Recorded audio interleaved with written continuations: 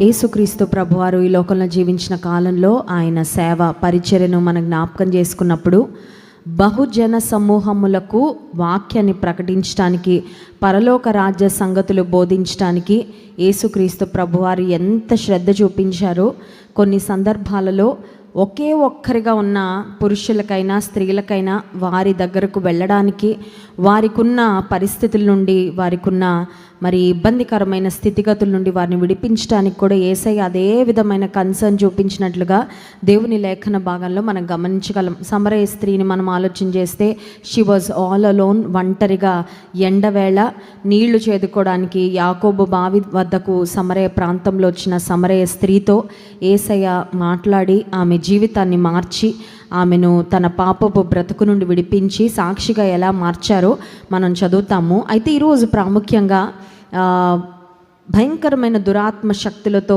పీడించబడుతున్న వ్యక్తి చేసిన ప్రార్థన, ఆ ప్రార్థనకు యేసయ్య ఎలా జవాబిచ్చారో ఆ ప్రార్థన నుండి కొన్ని ప్రాముఖ్యమైన విషయాలు మనం నేర్చుకుందాం. మార్కు సువార్త 5వ అధ్యాయము 1వ వచనం నుండి 8వ వచనం వరకు మార్చి చదువుకుందాం.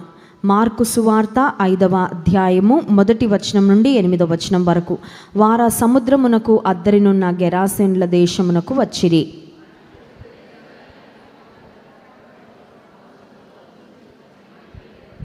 వాడు సమాధులలో వాసము చేసేడివాడు, సంకెళ్లతోనైనను ఎవడునూ వాని బంధించలేకపోయెను.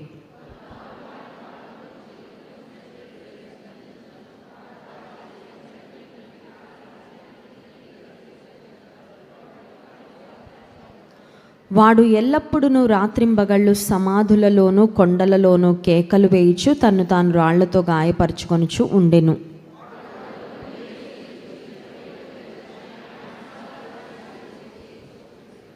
యేసు సర్వోన్నతుడైన దేవుని కుమారుడా, నాతో నీకేమీ, నన్ను బాధపరచుకుమని దేవుని పేరిట నీకు ఆనబెట్టుచున్నానని బిగ్గరగా కేకలు వేసెను.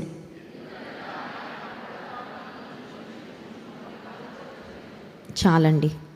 గెరాసేనుల దేశంలో గదరేనీయుల ప్రాంతము అని కూడా మనం చూస్తాం. గదరేనీయులు అనే మాట, గెరాసేనుల దేశము అనే మాట, ఈ రెండు మాటలు కూడా మనం గమనించగలం సువార్తలలో. అయితే గాదు వంశీయులు ఈ ప్రాంతంలో నివసిస్తూ ఉండేవారు. ఆ ప్రాంతంలో ఒక వ్యక్తి సమాధులలో బ్రతుకుతూ ఉన్నాడు, కేకలు వేస్తూ ఉన్నాడు. He was untamed. ఎవరు కూడా అతని సాధు చేయలేకపోయారు అనే మాట మనం వాక్యంలో గమనిస్తూ ఉన్నాము.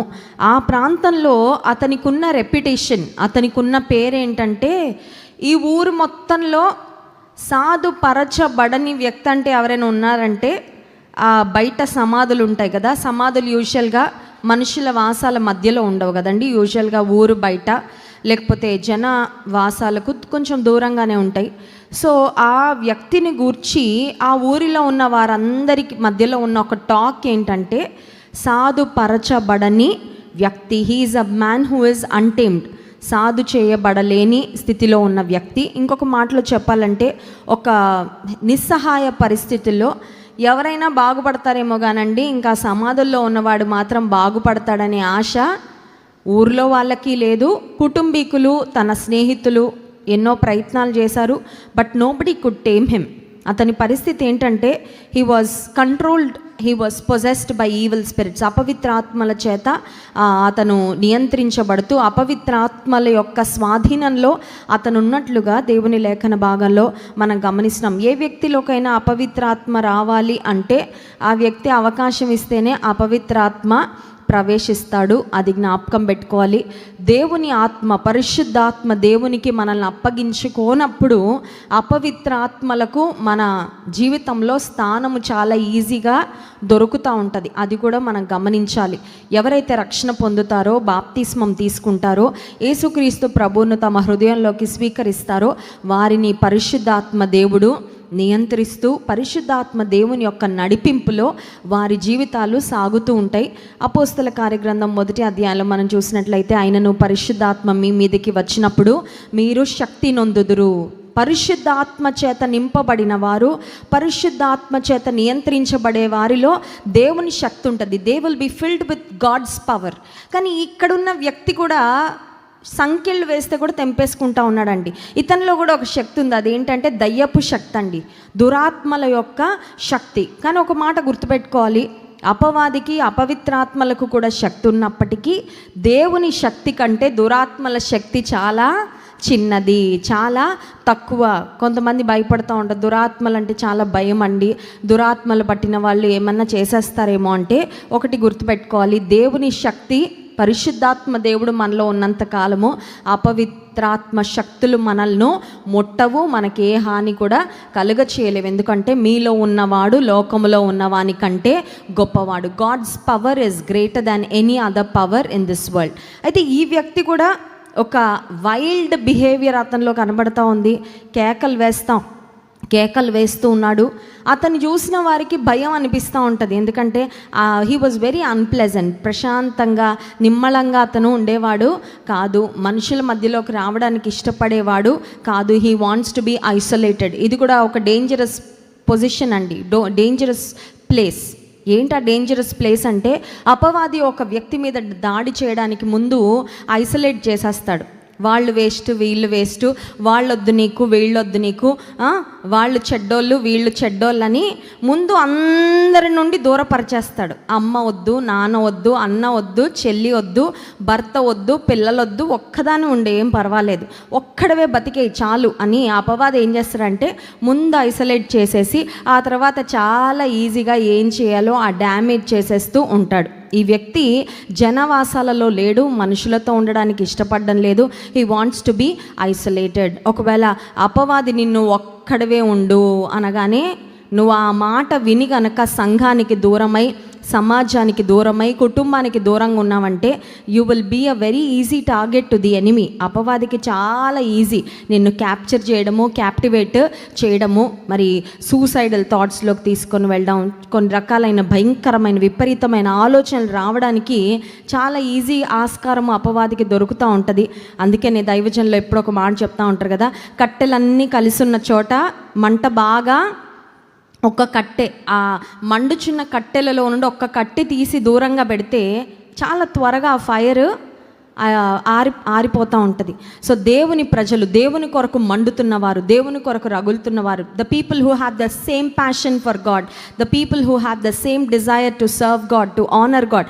సంఘంలో దేవుని ప్రేమించే దేవుని బిడ్డలు ఉంటారు కాబట్టి మనందరము సమాజంగా కూడుకొని దేవుని ఆరాధించిన ప్రతిసారి ఒకరిని చూసి ఒకరి సాక్ష్యాలు విని మరొకరము దేవుని వాక్యము వినుట ద్వారా, కలిసి దేవుని ఆరాధించడం ద్వారా మనందరం కూడా ఆత్మీయంగా ఎదగడానికి, పురికొల్పబడడానికి, ప్రోత్సాహపరచబడడానికి, సమాజంగా మనం కలుసుకొని దేవుని ఆరాధించడం మనకి చాలా దోహదపడుతుంది. కనుక అది ఎప్పుడు కూడా మనం మిస్ అవ్వడానికి వీలు లేదు. ఈ వ్యక్తి ఒంటరిగా ఉన్నాడు. అంత మాత్రమే కాదు కానీ అతని పరిస్థితి ఏంటంటే 5వ వచనంలో, వాడు ఎల్లప్పుడూ రాత్రింబగళ్ళు సమాధులలో, కొండలలో కేకలు వేయచ్చు, తన్ను తాను రాళ్లతో గాయపరుచుకొను చుండెను. He was hurting himself. యేసుక్రీస్తు ప్రభువులోకి వచ్చిన వారిలో ఉండే పరిస్థితి ఏంటంటే తమను తాము గాయపరచుకోరు, ఇతరులను గాయపరచరు. మన దేవుడు ఎలా గాయాలు మాన్పేవాడో మన గాయాలు ఆయన ద్వారా అవి హీల్ చేయబడిన తర్వాత ఇతరులకు ఏమైనా గాయాలు అయితే కూడా మనం ఏం చేస్తామంటే వాటిని we will be people who will soothe, who will give comfort. ఇతరులకు ఆదరణ ఇచ్చే వారంగా, ఓదార్పునిచ్చే వారంగా మనం ఉంటాం. కానీ గాయపరుచుకునే వారముగా, గాయపరిచే వారముగా ఎప్పుడు ఉండము. కానీ ఈ వ్యక్తి యొక్క స్థితి ఏంటంటే దేవునికి అతని జీవితంలో చోటు లేదు. ఆ దేవునికి చాలా దూరంగా అతను బ్రతుకుతూ ఉన్నాడు, చీకటిలో జీవిస్తూ ఉన్నాడు, చీకటి సంబంధిగా ఉన్నాడు, అపవిత్రాత్మల చేత పట్టబడిన స్థితిలో ఆ వ్యక్తి ఉన్నాడు. కాబట్టి తన్ను తాను గాయపరుచుకుంటూ ఉండగా ఆసక్తికరమైన విషయం ఏంటంటే యేసుక్రీస్తు ప్రభువు అతన్ని దూరం నుండి చూచారు.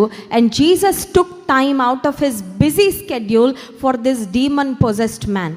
ఈ దయ్యం పట్టిన వ్యక్తి అందరు ఇంకా వేస్ట్, వీడి జీవితాన్ని ఇంకెవ్వరూ బాగు చేయలేరు అని వదిలేసిన వ్యక్తి కొరకు యేసయ్య సమయము తీసుకున్నాడు.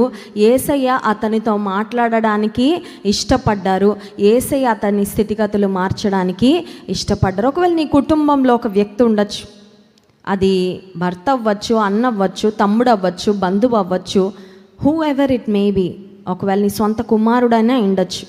కొంతమంది తల్లులు నా దగ్గరకు వచ్చి ఏడుస్తూ ఉంటారు, మా అబ్బాయి భయంకరమైన డ్రగ్ ఎడిక్ట్ అయిపోయాడమ్మా, ఇప్పటికి ఎన్నోసార్లు జైలుకి వెళ్ళి వచ్చాడు కానీ వాడు డ్రగ్స్ మాత్రం మానట్లేదు. ఆ తల్లి వేదన చూస్తూ ఉంటే అలాంటి తల్లులు కొంతమంది వచ్చి చెప్తా ఉంటారు, వాళ్ళ బిడ్డలు ఉన్న భయంకరమైన స్థితి దేవుడు జోక్యం చేసుకుంటే తప్ప దెర్ ఇస్ నో హోప్. అటువంటి వారు మారడానికి ఏ విధమైన ఆస్కారము ఉండదు. But the good news is this, ఈరోజు దేవుని సన్నిధికి వచ్చిన మనకు శుభవార్త ఏంటంటే, ఇక ఆశ లేదు, ఇంకా బాగుపడదు, ఇక పరిస్థితి మెరుగవ్వదు అనే వర్స్ట్ సిచ్యువేషన్లో కూడా వెన్ గాడ్ స్టెప్స్ ఇన్, యేసయ్య జోక్యం చేసుకుంటే, యేసయ్య అడుగు పెడితే, ఆయన దృష్టి పడితే, ఆయన మాట పలికితే, ఈ దయ్యం పట్టిన వ్యక్తి జీవితము స్థితిగతులు మారిపోయినట్లు నీ ఇంటిలో, నీ కుటుంబంలో, నీ జీవితంలో ఏ పరిస్థితి ఉందో అందులో కూడా అటువంటి మార్పులే యేసయ్య కలిగిస్తాడు. నమ్మిన వారి స్తోత్రం చెప్దాం, హల్లెలూయా. సో ఈ వ్యక్తి యేసయ్య దగ్గరకు వచ్చి ఆయనకు నమస్కారం చేశాడంటే చూడండి, 6వ వచనం, వాడు దూరం నుండి యేసును చూచి పరుగెత్తుకొని వచ్చి ఆయనకు నమస్కారము. యాక్చువల్గా దయ్యం పట్టిన వ్యక్తిగా ఉన్నాడు, సేన, ఇతనిలో ఒక సమూహముగా దురాత్మలు ఉన్నాయి, ఒక్క దురాత్మ కాదు ఇతనికి పట్టింది. ఇప్పుడు ఈ వ్యక్తి యేసయ్యకు నమస్కారం చేస్తున్నాడు అంటే అర్థం ఏంటంటే, అపవిత్రాత్మలు, దయ్యాలు కూడా యేసయ్యకు భయపడ్డాయి, యేసయ్యను చూసి వణికాయి, యేసయ్యకు నమస్కారము చేశాయి. Because the devil also knows that Jesus has authority over heaven and earth. భూమి మీద ఆకాశమందు సర్వాధికారము కలిగిన దేవుడు యేసయ్య మాత్రమే అని అపవాది కూడా, అపవిత్రాత్మ శక్తులు కూడా ఒప్పుకొని యేసయ్య ఎదుట నమస్కారం చేసి, ఇప్పుడు ఈ వ్యక్తి ఒక ప్రార్థన చేస్తూ ఉన్నాడండి. ఈరోజు నా అంశం అదే, the prayer of this demon possessed man. అపవిత్రాత్మ శక్తుల చేత పీడించబడుతున్న ఈ వ్యక్తి చేసిన ప్రార్థన. 7వ వచనం చూడండి, యేసు సర్వోన్నతుడైన దేవుని కుమారుడా, నాతో నీకేమి, నన్ను బాధపరచుకోమని దేవుని పేరట నీకు ఆనబెట్టుచున్నానని బిగ్గరగా కేకలు. యేసయ్య ప్రార్థన ఆలకించేవాడు. Any doubt? ఎవరికైనా అనుమానం ఉందా? ఎవరికి అనుమానం లేదు. ఆయన ఎలాంటి స్థితిలో ఉన్నవారు ప్రార్థన చేసినా ఆయన వింటారు. ఎంత పాపి ప్రార్థన చేసినా ఆయన ఖచ్చితంగా వింటారు. అయితే ఈ వ్యక్తి చేసిన ప్రార్థన ఒక డిఫరెంట్ ప్రేయర్. ఏంటా ప్రేయరు? నన్ను వదిలేయ్యా, నా జోలికి నువ్వు రావద్దు. కొంతమంది ఇలాగే అనుకుంటారండి, నువ్వు వెళ్తే వెళ్ళు కానీ మందిరానికి నన్ను మాత్రం, నీ భక్తికి నేను అడ్డు రాను, నువ్వు ప్రార్థన చేసుకో, నువ్వు వెళ్ళు, నువ్వు యేసయ్యకి ప్రేయర్ చేసుకుంటావా, ఫాస్టింగ్ చేసుకుంటావా, కన్నీటి ప్రార్థన చేసుకుంటావా, ఏం కానుకలు ఇస్తావా, do what ever you want, నా జోలికి మాత్రం రావద్దు. కొంతమంది దేవునితో వాళ్ళ వ్యవహారం ఎలా ఉంటుందంటే టచ్ మీ నాట్ లాగా, దేవా నా జోలికి మాత్రం రావద్దు, నువ్వు ఇంకందరినీ పట్టించుకో. ఈ వ్యక్తి చేస్తున్న ప్రార్థన కూడా అదే. ఎందుకంటే ఈ వ్యక్తిలో ఉన్న అపవిత్రాత్మ శక్తులు ఇతన్ని విడిచి వెళ్ళడానికి వాటికి ఇష్టము లేదు. ఈవిల్ స్పిరిట్స్ ఇతనిలో చక్కగా ఇతన్ని ఒక నిలయంగా చేసేసుకున్నాయి కాబట్టి అపవిత్రాత్మ శక్తులకు ఇతనిని విడిచి వెళ్ళడం ఇష్టం లేదు. ఇతను చేసిన ప్రార్థన ఒక మాటలో చెప్పాలంటే దైవ చిత్తానుసారమైన ప్రార్థన కాదండి. దేవుని చిత్తము, దేవుని ఉద్దేశము ఎవ్వరూ నశించొద్దు, అందరూ అంతటా మారు మనసు పొందాలి. అది యేసయ్య హృదయము, అది దేవుని హృదయము. మన హృదయం కూడా అదే ఉండాలి. వీడు పోతే పోన్లే నరకానికి. ఒకవేళ మనకి ఎవరైనా నష్టం కష్టం కలిగజేస్తే వాడు నరకానికి పోతే బాగుండు అని మనం కోరుకోవచ్చా అండి? అని ప్రార్థన చేయొచ్చా? నాకు నష్టం కలిగించాడు దేవా, వాడు నరకానికి వెళ్తే చాలు, అదే వాడికి పెద్ద పనిష్మెంట్ అని అనొచ్చా దేవుని బిడలుగా? నెవర్. ఎందుకు? దేవుని మనసు ఏదో క్రీస్తు యేసునకు కలిగిన ఈ మనసు మీరును కలిగి ఉండు. ఏంటయ్యా యేసయ్యా నీ మనసు ఏంటి? ఎవ్వరూ నశించడం ఆయనకి ఇష్టం లేదు, అందరూ అంతటా మారు మనసు పొందాలి. Jesus came seeking the last. నశించిన దానిని వెదకి రక్షించుటకే మనుష్య కుమారుడు ఈ లోకమునకు. నిజంగా ఆ వ్యక్తిని వెతుక్కుంటా వెళ్ళే పరిస్థితి లేదండి. అతనికంతా విలువ, తనకు విలువ లేని స్థితిలో ఉన్నాడు. మనుషుల దృష్టిలో ఒక మాటలో చెప్పాలంటే చీదరించబడే స్థితి. బహుశా తల్లిదండ్రులు కూడా మా అబ్బాయి ఆ సమాధుల్లో ఉన్నవాడు మావాడే అని చెప్పుకోవడానికి కూడా సిగ్గుపడే స్థితిలో అతని బ్రతుకుంది. విలువలేని స్థితిలో అతని బ్రతుకుంది. ఎండకి ఎండుతూ, వానకు తడుస్తూ, మంచుకు తడుస్తూ చాలా భయంకరంగా ఉంది అతని పరిస్థితి. కానీ యేసయ్య అసహించుకోలేదు. ఎంత ఆశ్చర్యమో! యేసయ్య అసహించుకోలే. అతనితో మాట్లాడడానికి యేసయ్య దగ్గరకు వచ్చారు. ఇప్పుడు అతను చేసిన ప్రార్థన యేసయ్య విని, but Jesus did not answer. ఆ ప్రార్థనకు యేసయ్య ఇవ్వాలనుకున్న జవాబు యేసయ్య ఈరోజు నేను చెప్పాలనుకున్న మాట అదే. కొన్నిసార్లు మనం చేసే ప్రార్థనలకు ఎందుకు రాదు జవాబు? మనకు అది అసలు ఇష్టం ఉండదులేండి కదా. మన ప్రార్థన చేశామంటేనే నేను అడిగింది అడిగినట్టే టైమింగ్తో సహా నేను దేవుడికి టైమింగ్ పెడతాను, మనం ఏదో పెద్ద అన్నట్లు కదండి. కొన్నిసార్లు దేవునికి దేవా నాకు ఈ టైంలో నాకు ఇలాగా అన్నట్లు మన దేవునికి కొన్నిసార్లు అన్నీ చెప్పేస్తూ ఉంటాం, స్పెసిఫికేషన్స్ అంతా. ఒక సహోదరి నాకు తెలుసు, ఆమె వివాహానికి ముందంటే ఆమె రాసుకుందంటే ఏమనంటే 6 అడుగుల ఎత్తు, 6 అంకెల జీతము, ఆ తర్వాత మొత్తం లిస్ట్ రాసుకొని ఇంకొక మాట కూడా రాసుకుందంట, కాళ్ళకి కూడా పగుళ్ళు ఉండకూడదు నా భర్తకని. మరి ఆవిడెవరైనా చూసారేమో నాకు తెలీదు. What am I trying to say? కొన్నిసార్లు ప్రార్థనలో మనం అన్ఇంపార్టెంట్ థింగ్స్, అనవసరమైనవి, ముఖ్యము కానివి, దైవ చిత్తానుసారం కాని వ్యర్థమైనవన్నీ కొన్నిసార్లు మనకి తెలియక మన అమాయకత్వంతో మనం ప్రార్థన చేస్తూ ఉంటాం. కానీ దేవుడు ఎంత గొప్ప దేవుడు అంటే, మనం అడిగింది మనకి మంచిది కాదు అన్నప్పుడు ఆయన రిజెక్ట్ చేయడానికి ఆయన ఏమాత్రం కూడా, because he knows what is good for us. మనకి ఏది మంచిదో ఆయనకు తెలుసు కాబట్టి పట్టుకొని వేలాడినా కూడా, మొండి పట్టేసినా కూడా కొన్నిసార్లు ఆయన నిర్దాక్షిణ్యంగా నో అని చెప్పేస్తారు. ఎందుకు దేవా, నేను ఇంత అడిగాను కదా, నేను ఇంత కోరుకున్నా కదా. ఈ అపవిత్రాత్మ పట్టిన వ్యక్తి నిన్ను ఆనపెట్టుచున్నానని బిగ్గరగా కేకలు వేస్తున్నాడంట. అంటే he was desperately asking Jesus to let him go. నన్ను వదిలేయ, నా పరిస్థితుల్లో నన్ను విడిచిపెట్టాయి, నన్ను ఇలా ఉండని అని బిగ్గరగా కేకలు వేస్తున్నా యేసయ్య ఏం చేశారంటే 8వ వచనం, ఎందుకనగా ఆయన అపవిత్రాత్మ ఈ మనుష్యుని విడిచిపొమ్మని వానితో చెప్పెను, మరియు ఆయన నీ పేరేమని వానిని అడుగగా వాడు నా పేరు సేన, ఏలయనగా మేము అనేకులమని చెప్పి. సో ఈ వ్యక్తి యేసయ్య విడిచిపెట్టమన్నా ఈ వ్యక్తిని యేసయ్య విడిచిపెట్టలేదు. తనున్న స్థితిలో యేసయ్య విడిచిపెట్టి he did not walk away from that man. నువ్వు స్థితిలో ఉండలే అయ్యా, నువ్వు అదే కదా కోరుకుంటుంది, నీకు అదే కదా కావాల్సింది, నువ్వు ఆ స్థితిలో ఉండిపోలే అని జాలి లేకుండా, కనికరం లేకుండా యేసయ్య ఆయన విడిచిపెట్టి వెళ్ళలేదు. కానీ ఆ అపవిత్రాత్మ శక్తులను విడిచిపొమ్మని యేసయ్య చెప్పిన తరువాత ఇప్పుడు ఇతనిలో ఉన్న అపవిత్రాత్మ శక్తులన్నీ కొండ దగ్గర ఒక పందుల మందం వేస్తుందంట. 2000 పందులంట, 2000 పిగ్స్.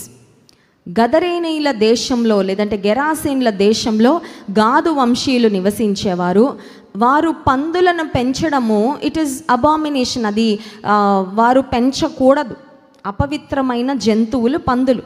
అయితే వీరు ఆ పందుల పెంపకాన్ని తమ జీవనాధారంగా చేసుకొని వాటి ద్వారా తాము డబ్బును సంపాదించుకుంటూ ఉంటే, ఇప్పుడు దేవుడు వారికి బుద్ధి చెప్పేలాగా ఈ అపవిత్రాత్మ శక్తులను ఆ పందుల గుంపులోకి వెళ్ళమని ఆజ్ఞాపించినప్పుడు ఈ యవనస్తునిలో నుండి, ఈ వ్యక్తిలో నుండి బయటకు వచ్చిన ఆ అపవిత్రాత్మ శక్తులు ఆ పందులలో చేరగానే ఆ పందులన్నీ సూసైడ్ చేసుకున్నాయండి.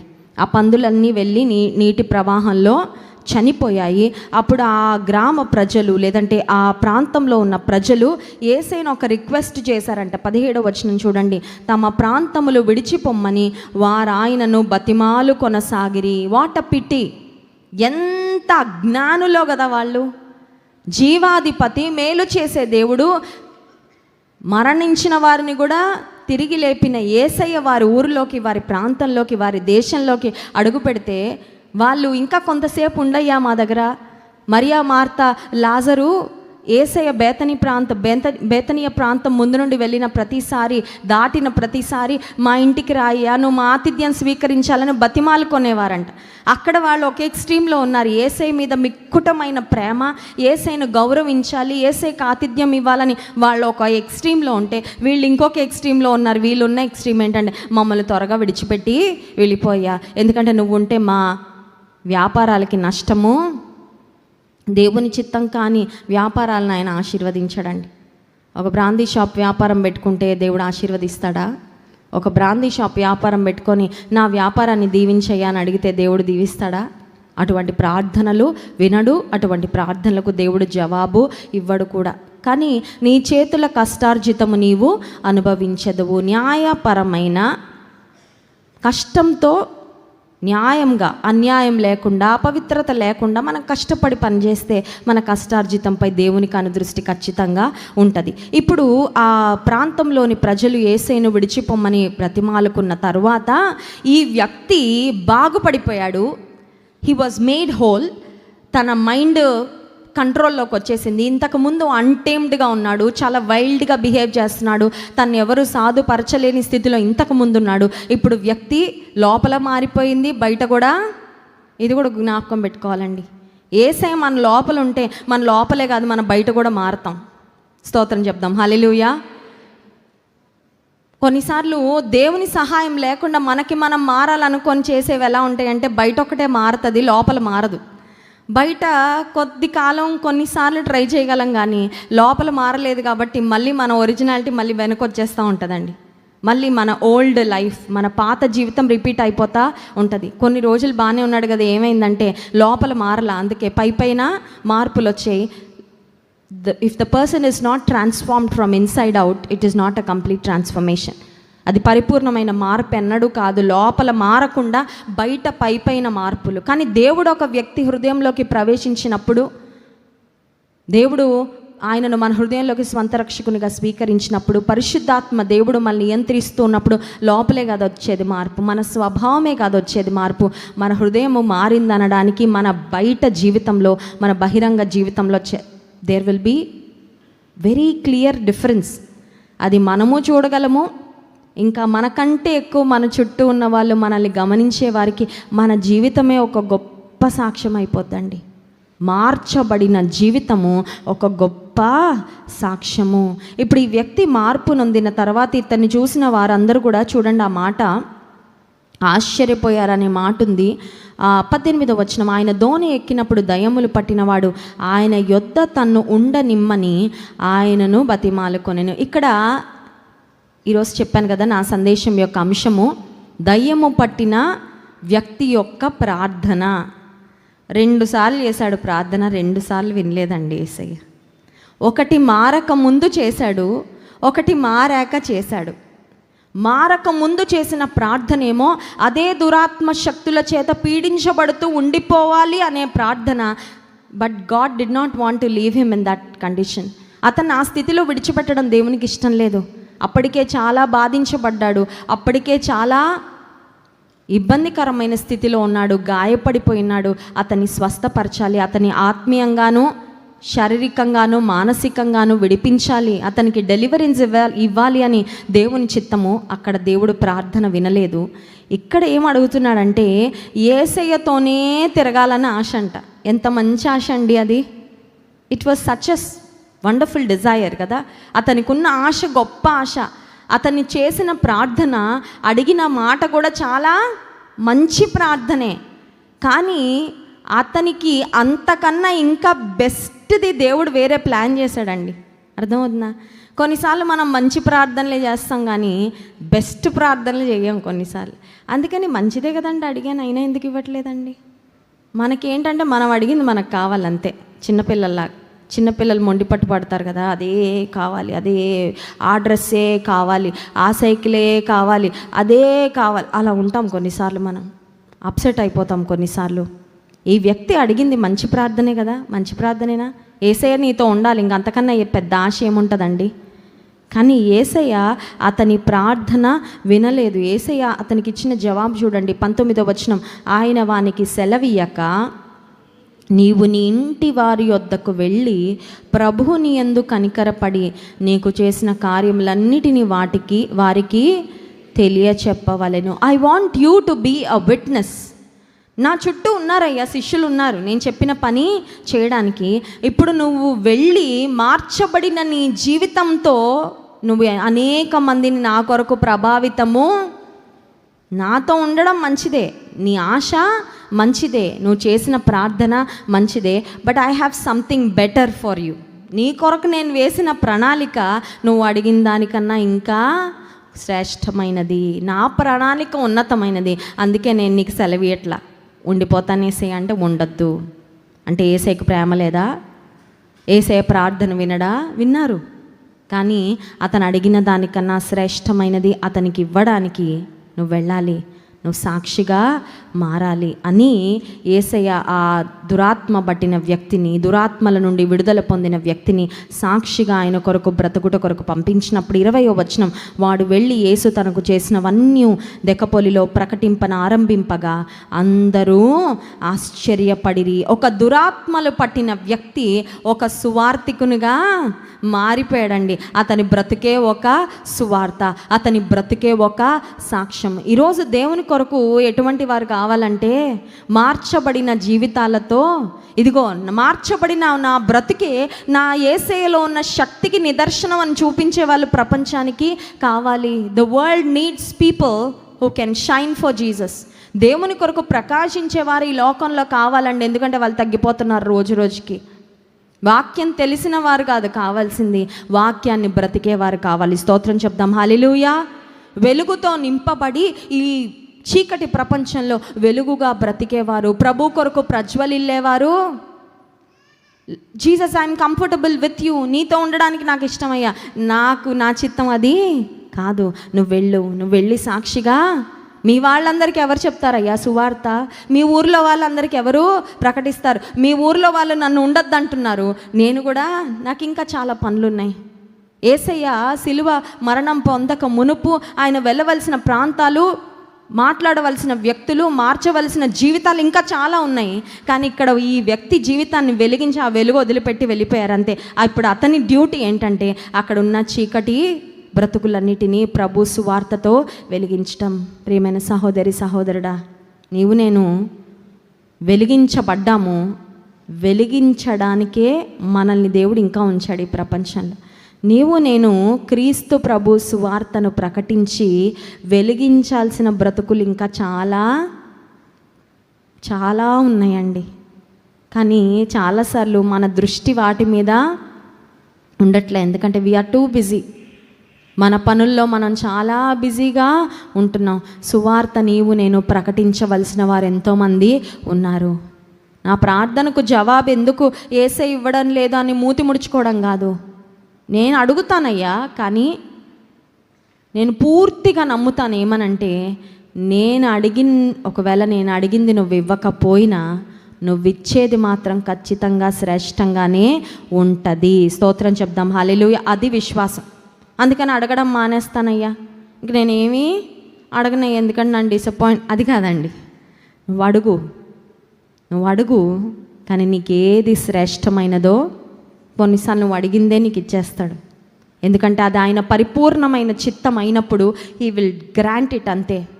కొన్నిసార్లు ఇంకా అడుగుతానే ఉంటావు, ఆమెనని కూడా వచ్చేస్తుంది జవాబు. క్లిక్ చేసి ఆర్డర్ పెట్టక ముందే డోర్ దగ్గర డెలివరీ ఉన్నట్టు ఉంటుంది కొన్నిసార్లు. అలా చేస్తాడు కార్యాలు. అని కొన్నిసార్లు దేవుడు ప్రార్థన చేసిన మనం అడిగింది కాకుండా he will give something else. కానీ అది ఆయన ప్రణాళిక, అది మనకు శ్రేష్టమైనది. కనుక ఈ ఉపవాస ప్రార్థనకు వచ్చిన మనము అడగవలసిన బాధ్యత మనదే. కానీ పరిపూర్ణంగా ఒకటి నమ్మాలి, ఏమనంటే నేను అడిగింది నాకు శ్రేష్టమైనదైతే నా తండ్రి ఖచ్చితంగా నాకు ఇస్తాడు. ఆలస్యమైన, ఒకవేళ నేను అడిగింది కాకుండా నాకు ఎగ్జాక్ట్గా ఆపోజిట్ వచ్చింది అన్నట్లు అనిపించినా, నేను అడిగినా కూడా నాకు అది ఇచ్చాడంటే నా ప్రభు, అది ఖచ్చితంగా నాకు మేలైనదే. కళ్ళు మూసుకోండి, ప్రార్థన చేసుకుందాం.